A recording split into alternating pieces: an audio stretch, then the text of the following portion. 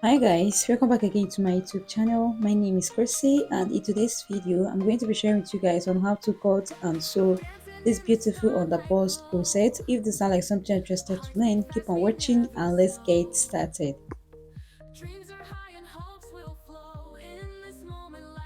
The first thing I will do is to get my underbust line. My underbust line is 12 and a half. This is it there. So I will come down by 15 inch for my waistline. I'll make a point there.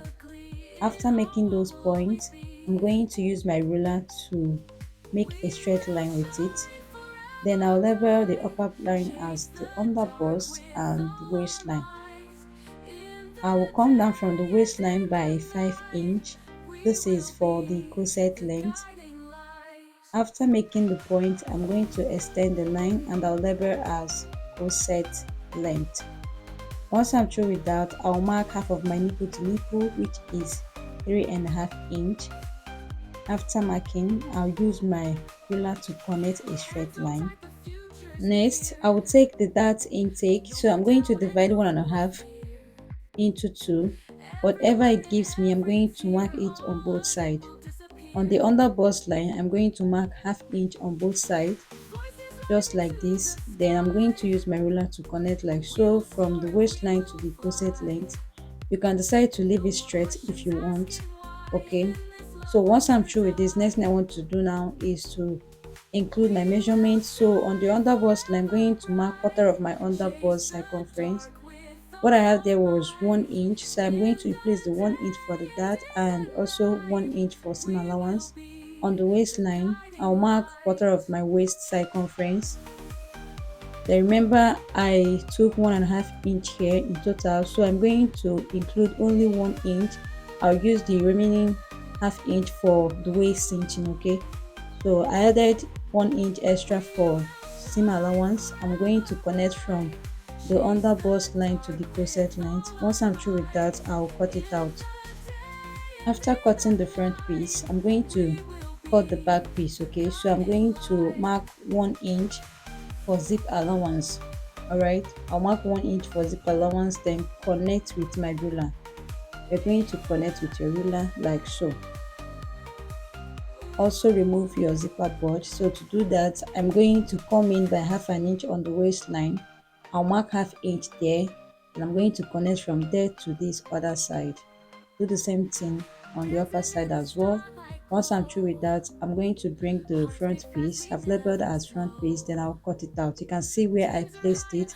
You place your front pattern paper after your zip allowance line. So go ahead and cut it out like this. I'll label as back. In order to make the back pattern smaller, I'm going to mark 1.5 inch. Then I will rule out a straight line like so.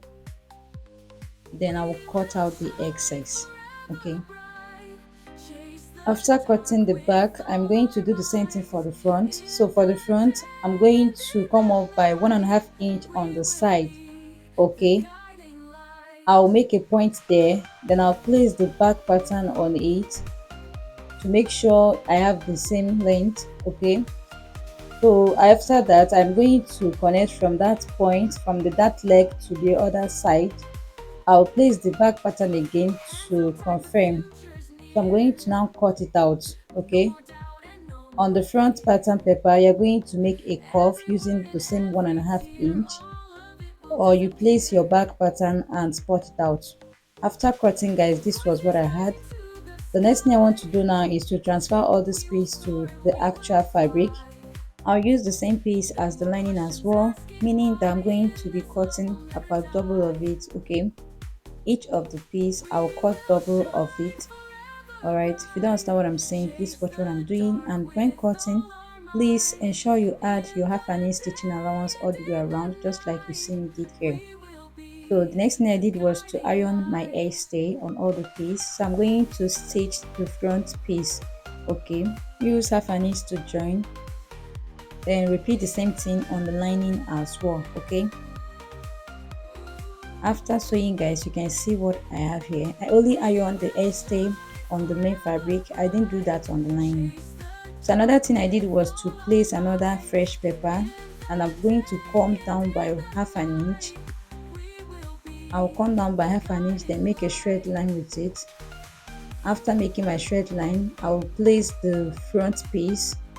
You can see how I placed it. So from the hemline of the piece, come down by 2.5 inch and make a straight line with it, just like this. Then also trace the side, the both side actually, okay, and trace the upper side as well. So once you are through with this, you're going to come out by 2 inch here, mark 2 inch on the side and connect with your ruler. Okay, connect a straight line like so. Then from that point, go ahead and connect like this. You can make a little curve on that point. Okay, connect like so. So from this other side, you're going to come in by 5.5 inch. Make your point there, then connect from that point to that other side. Okay, you stop at that point, then place your ruler in a slant manner and connect to that point as well. Okay, so when you cut it out, you have something looking like this, or where you place on your fabric on your front piece, you're going to have something looking like this. The next thing is to cut it out.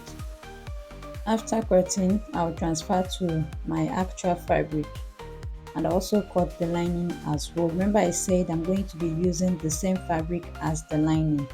All right, when cutting, you give half inch for your stitching allowance all the way around, just like I did. So I'm going to remove one piece, then iron stay on this other one. This is the main fabric here, while this other one that don't have any stay will be the lining.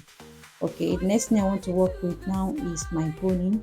I'm supposed to have 3 layers of boning here, but because I don't have enough, so I'm going to just manage it like this, just for tutorial sake. When doing yours, make sure you have 3 pieces of boning. Okay, so you can see one is longer and one is shorter. This is because I don't have enough, like this is the only one I have, so I'll just use it.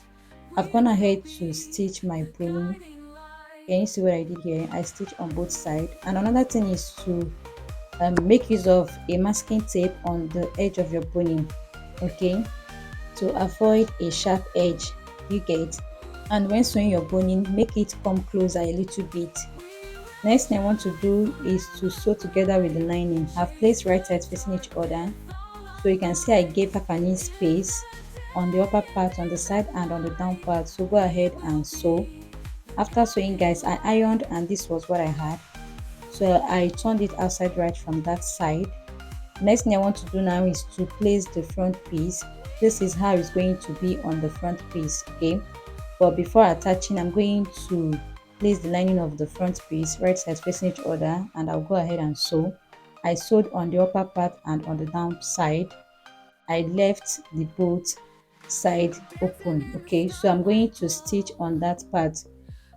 So this is the back piece. I'm going to sew the back piece. This is very simple. Place the right sides facing each other like so. You can see I joined the lining of my back piece. Okay, my fabric was not enough, so I decided to join. I've gone ahead to sew the upper part and the down part of my back piece. So I will place the right side facing each other and I'm going to join one side. I've gone ahead to join one side. You can see what I have here. Next thing I want to do is to add this zip. This is an open zip. I'm going to add this zip. Okay, I stitched with 1 inch, so I'm going to add this zip as well. I've gone ahead to sew the zip. You can see what I have here. It's very advisable for you to use an open zip, okay, so it's easier for you when wearing or where you want to wear. All right, so the next thing you are going to do is to attach a pressing button. So I'll just make a mark of where I'm going to be attaching the pressing button. Okay, so I've gone ahead to do that, and I'm going to make this mark very visible on this other side. So I'll spot this other side as well.